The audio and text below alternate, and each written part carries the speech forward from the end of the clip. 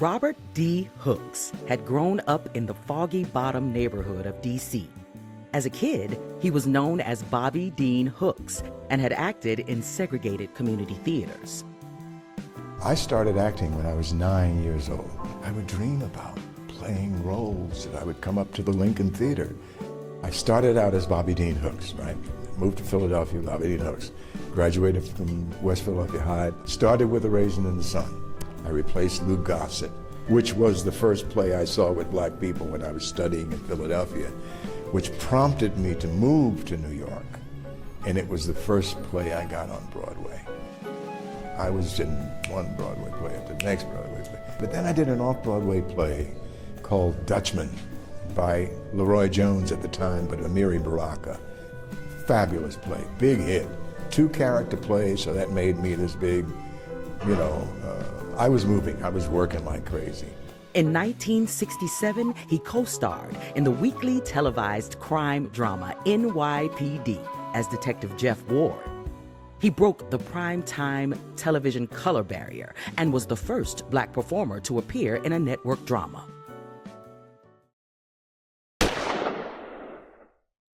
They shot Martin on April the 4th, 1968. It just broke our hearts, right? I knew Martin, and I had met him when I was doing The Blacks. But I got a call from Petey Green, who was in the office of the commissioner, then commissioner, later mayor, Walter Washington. And he put Walter Washington on the phone. He says, "Mr. Hooks, they're burning your city to the ground." So the next day, I came down on the train, and I could not believe my eyes. I saw a city that was in desperate need of a cultural institution for black artists. Black artists tell the stories of black people. I had already done it in New York with the Negro Ensemble Company. And I said, this is what has to happen in Washington, D.C. I'm coming back, and I'm going to build the D.C. version of the Negro Ensemble Company. And that's what I did. He had a mission: to build the first African-American theater in his hometown.